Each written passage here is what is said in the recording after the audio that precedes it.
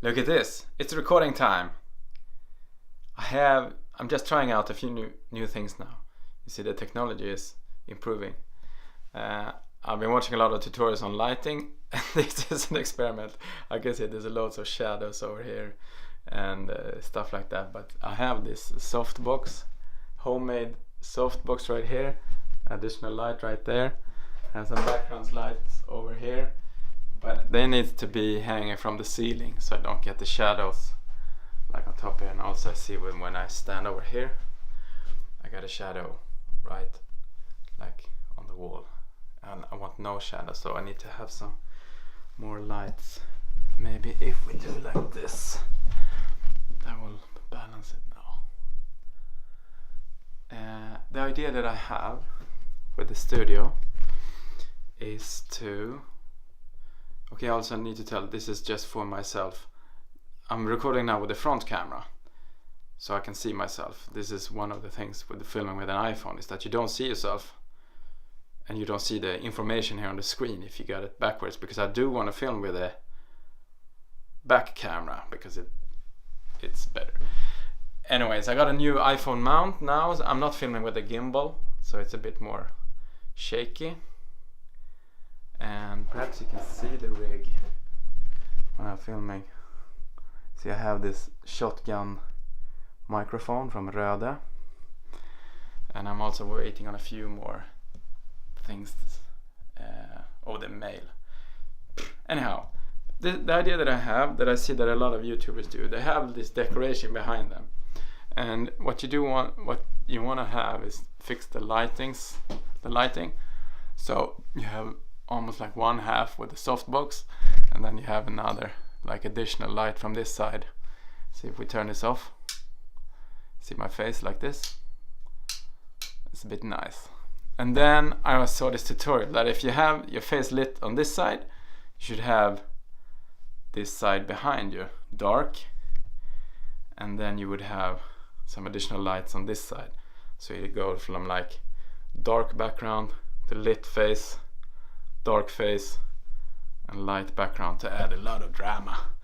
And it's also good to sit here to start off, maybe like this, something like this, and have some nice decorations in the background. I see a lot of people do that. I have this idea to just copy the masters as much as I can and then continue from there.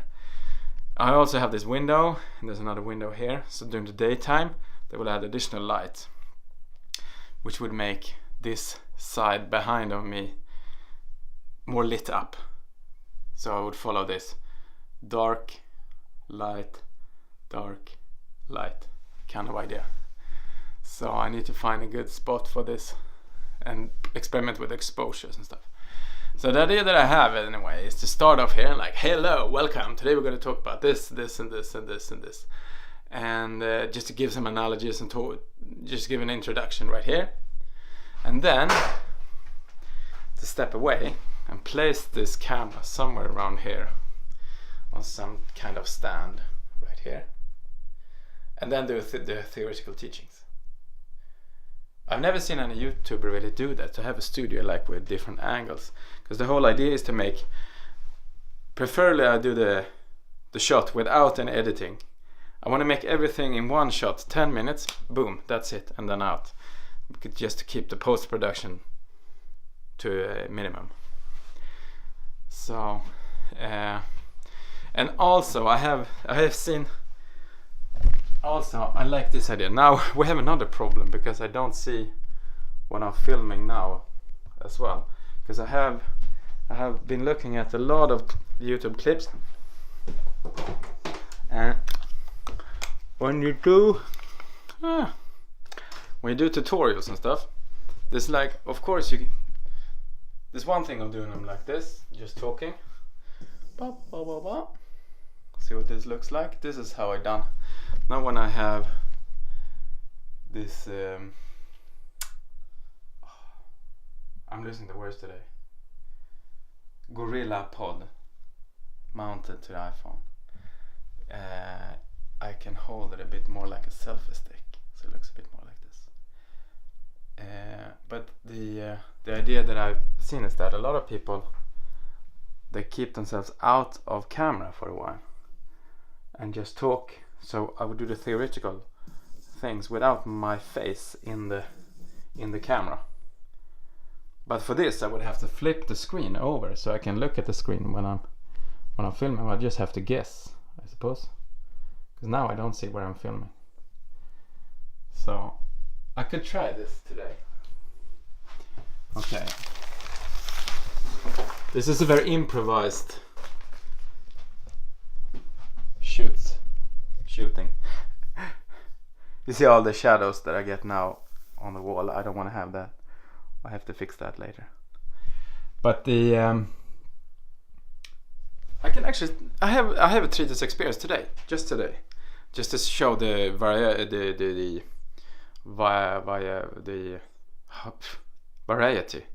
of usage that you could do with treatise. It was today at work. We had I got an assignment to sort out marketing department processes and functions, and it took a while for me to draw a model out of this that we can use, a generic model that we can use on many different marketing departments. So it took a while for me to understand and to really get my head on, to get a clarity on the assignment and what to do.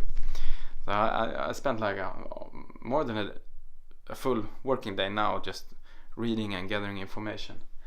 And when I applied treatise over the problem, it got clear and sorted, and from there we could move on. And then, so because the theory with treatise is as long as every time where you have human beings, you can apply treatise and sort of get a clarity of what goes on, and then from there you can use this. You can use that and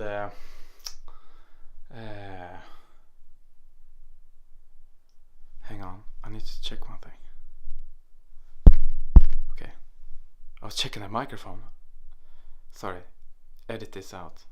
Or I'm not editing anything today because I don't have time. Sorry, but okay, let's get back to business. So the idea with treatise is that wherever you have human beings, you can divide the reality or the functions that they do into three halves. That always comes from the same idea, from the abstract, creative, until the concrete, and somewhere in between. So I divided the problem into three sections, where we would have the the marketing department as the functions, and then the process, and then the human beings right here. And the way I used this analogy was that I'm going to make a recipe for the marketing department, and the recipe contains of three parts. Whenever you have a recipe, say for instance, okay, this is the analogy to make it all clear. If you make a cake, you would have first you list ingredients. That would be the function. So you list ingredients of what you're doing right here. So you would have the functions. You list them all. You have like egg, milk, butter, yada yada. And then afterwards you have the steps. First you do this and then and then and then. And then those two together make up the recipe. So you would have this would be the egg, milk, flour, sugar. And then you'd have first put in a bowl, put the eggs, whisk it around, put in the sugar, let it set, put the oven on 100 degrees, whatever. And then you would have a chef who performs everything. So I use this analogy then to put on the marketing department, where you have different functions. You have different channels that you do, and you have like different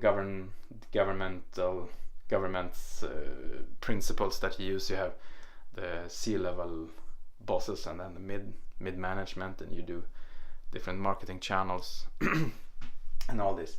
So that would be the function that you need to have within the marketing department. And the process is the important thing now. There's every bit of the function, like you have different roles here, different people, and all of these people have different assignments that they do. And these things that they do would be, when they are numbered in order, like this, first we do this and then we do that, yada yada yada. Oh, let's try this out. Let's try this angle. This is new for today.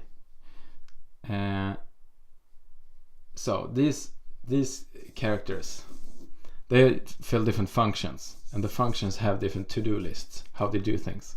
And these to-do lists, when they're numbered in order, and like they are processed, first this, and then this, and then this processed, the linear idea here would be the processes. And that's the explanation of the marketing department. So then you could have a few chefs. If you have a big department, you have a lot of chefs who produces this. I hope that you can see that this is a treatise where you have these are the creators. They have the ones that are creative and can be the more abstract part of it all.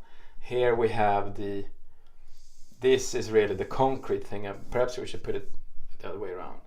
These are the concrete function, and the process is the rules or the description of how you do things. And when you put all these three together, you got a complete system over how the marketing department works. And then I got clarity in the problem, and then I could move on and continue with the assignment that I had to sort this out. And then it comes a lot of business cases around this. But what I wanted to show was just how the treatise can be used in wherever you find human beings. And that's it for today. 11 minutes long video. A lot of things. A new rig, a new mount for the iPhone. I have ideas about how to put up the scenes to make it interesting. And I know and experimenting with some lighting. Also worth noting is that it's dark outside now. So this is only like artificial light that I'm using. That's it for today. Thanks.